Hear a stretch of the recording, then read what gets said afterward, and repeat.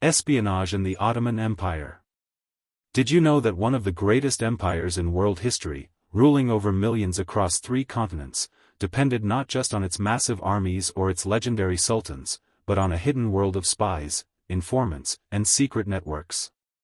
The Ottoman Empire, often remembered for its military power, architectural achievements, and cultural diversity, also maintained a vast and intricate intelligence system that helped sustain its power for over 600 years. In a time when borders shifted frequently, alliances were fragile, and rebellion could spark at any moment, information was the most valuable currency. And the Ottomans knew how to gather it. Unlike modern intelligence agencies like the CIA or MI6, the Ottoman espionage system wasn't centralized under a single institution. Instead, it operated through an elaborate network of individuals, military officers, diplomats, local governors, religious leaders, merchants, translators, and even slaves, who all had roles in gathering and transmitting critical information. In many cases, these spies didn't even consider themselves part of an intelligence operation. Yet their contributions shaped major decisions at the highest levels of power. One of the earliest examples of Ottoman intelligence strategy can be seen during the reign of Sultan Mehmed II, also known as Mehmed the Conqueror. After capturing Constantinople in 1453, Mehmed immediately recognized the need to control information within the city and beyond. He used informants to monitor the behavior of both local Christians and Muslims, ensuring loyalty to the new regime. Reports flowed regularly to the imperial court about public sentiment, regional leaders, and potential threats. At the heart of the Ottoman power structure was the palace, and especially the Imperial Council, or Divan, where state affairs were discussed. Here, information from across the empire was gathered, analyzed, and acted upon. Governors sent written reports, spies submitted verbal accounts, and messengers delivered intelligence from distant provinces and foreign territories.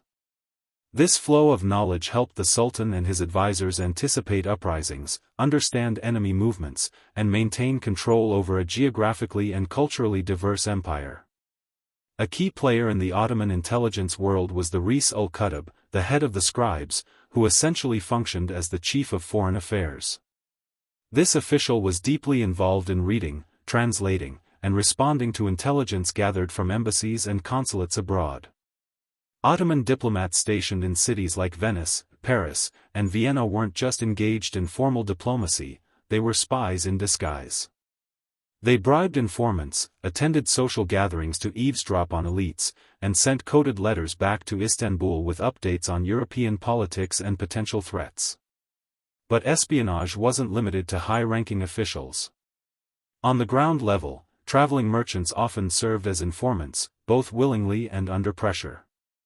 Due to their mobility and connections, merchants were ideal sources of information about border movements, smuggling routes, local unrest, or foreign military preparations. In many cases, they acted as unofficial eyes and ears of the empire. One of the most unique and underestimated sources of intelligence was the harem. Far from being a place of leisure and seclusion, the imperial harem was a political institution. Women of the harem, particularly the Sultan's mother, the Valide Sultan, often had immense political power and access to sensitive information.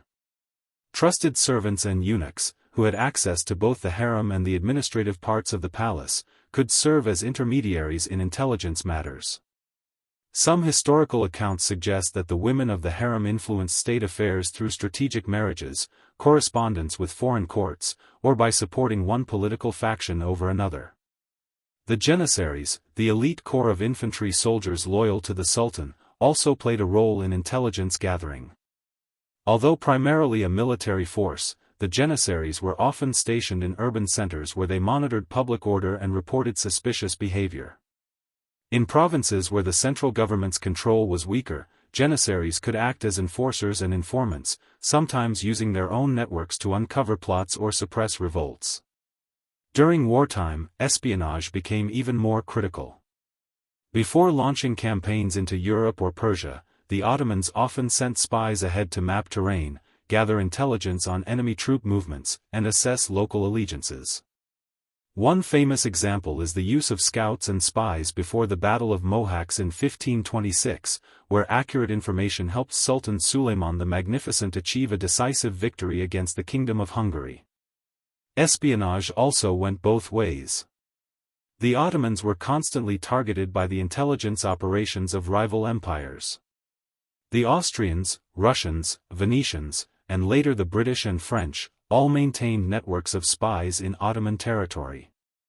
In response, the Ottomans developed early forms of counterintelligence. Foreign ambassadors were closely monitored, their servants watched, and some were even suspected of smuggling maps, letters, and money to rebellious elements within the empire. The Bab-i-Ali, or Sublime Porte, the central government building, often had secret officials whose job was to intercept messages and decode enemy plans. By the 19th century, as the Ottoman Empire began to decline and nationalist uprisings became more common, the need for internal surveillance became urgent. A more modern police and intelligence apparatus was developed under Sultan Abdul Hamid II, who relied heavily on a vast network of spies and secret agents to suppress dissent. He was famously paranoid, and thousands of reports were filed about professors, journalists, clerics, and suspected revolutionaries. Even a private letter criticizing the regime could lead to arrest or exile. Despite its decentralized nature, Ottoman espionage was surprisingly effective.